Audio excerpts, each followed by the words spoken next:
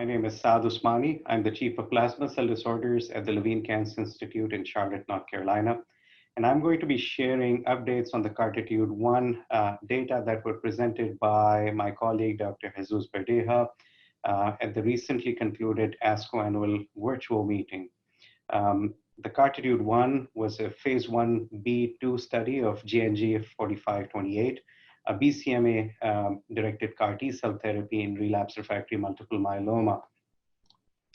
So JNJ 4528, as I mentioned, is a BCMA targeted CAR T cell therapy, which is a structurally differentiated chimeric antigen receptor T cell, contains a CD3 zeta signal domain and 4-1BB co-stimulatory domain. There are two BCMA targeting single chain antibodies that are designed to confer avidity. And this particular construct is identical to the CAR T construct utilized in the LEGEND-2 study. For those of you who do not recall the LEGEND-2 trial, this was a study conducted in China as an investigator-initiated protocol in relapsed refractory multiple myeloma patients that has been previously reported and published. Looking at those 57 patients that were treated on the LEGEND-2 trial, the median PFS was 20 months, and the median overall survival for that patient population was 36 months after a median follow-up of 25 months.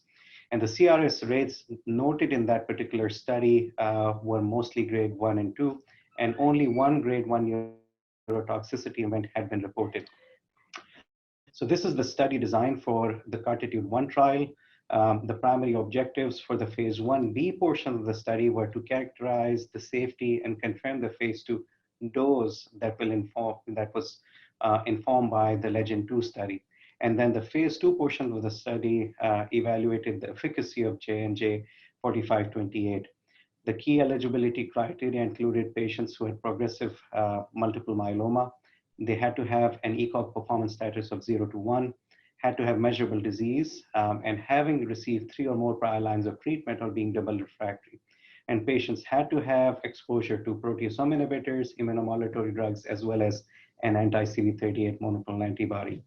Of note, 79% of the patients received bridging therapy, and the median dose of the CAR T that was administered was 0.72 million viable CAR Ts per kilogram body weight.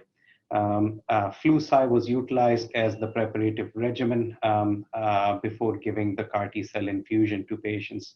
And in the post-infusion assessments, PK/PD, biomarker studies, safety, as well as efficacy was seen.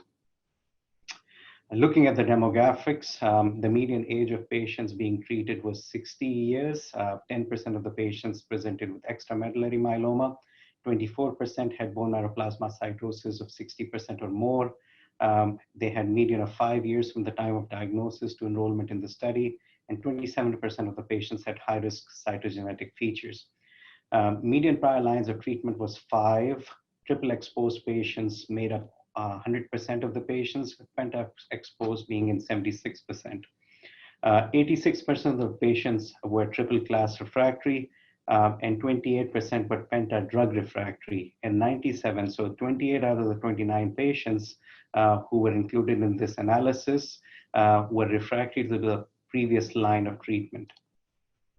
Looking at the safety data, you can see that all-grade cytokine release was seen in 93% of the patients, but only 7% showed grade 3 or higher. And neurotoxicity consistent with ICANS was seen in 10% all-grade and 3% grade 3 or higher.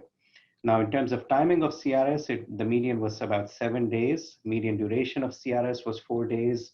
79% of the patients received tocilizumab, and 21% received anakinra or corticosteroids, respectively. Looking at the hematologic toxicities for this patient population, as we would anticipate, neutropenia, thrombocytopenia, and anemia made the most common hematologic toxicities, whereas beyond CRS and neurotoxicity, the most common non-hematologic toxicities that were seen were elevations in AST, ALT, diarrhea, as well as headache.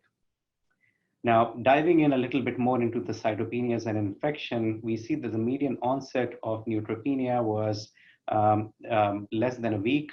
Median time to recovery was 1.6 weeks.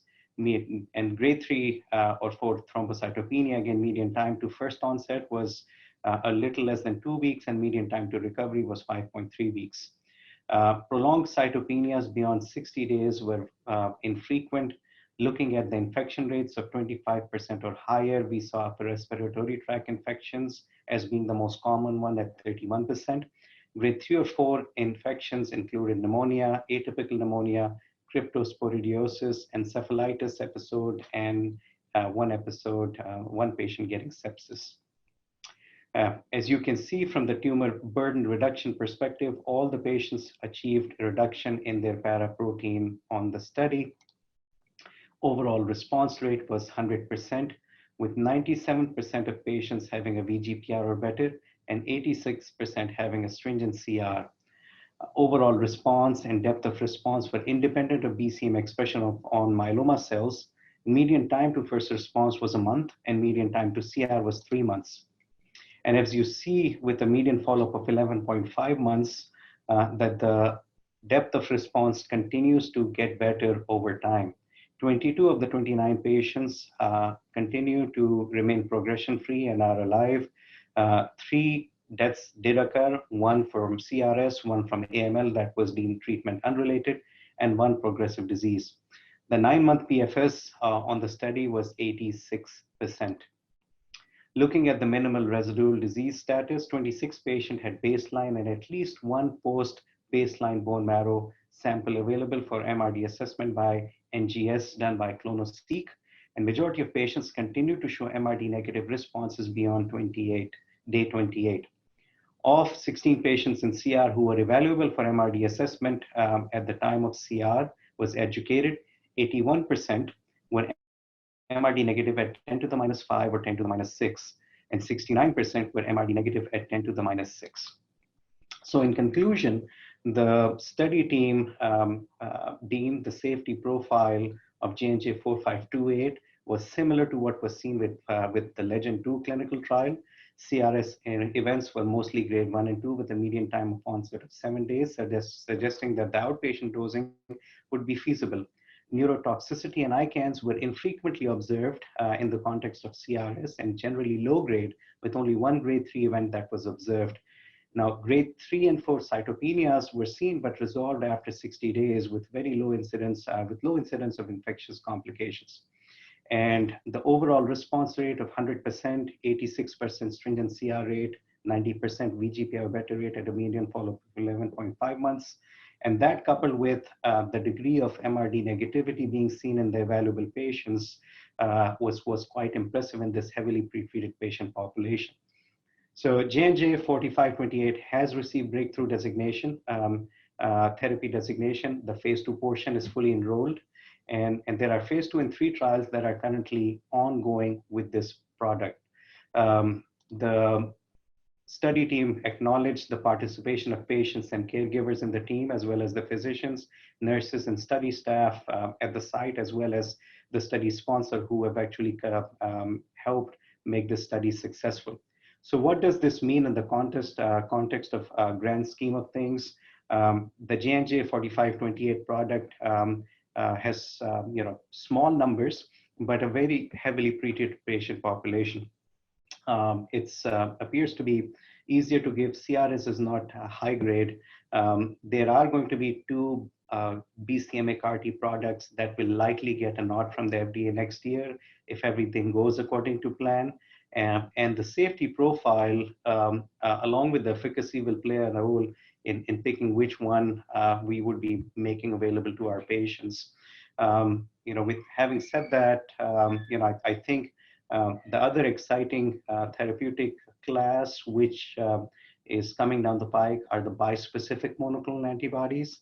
And if their efficacy starts showing similar results to what we're seeing with the BCMA CAR-T studies, then we're going to have a broader debate about which modality to pick for what patient. And that's where, not just safety, but, frailty, prior therapies, access to a transplant center, all of those things will come into play.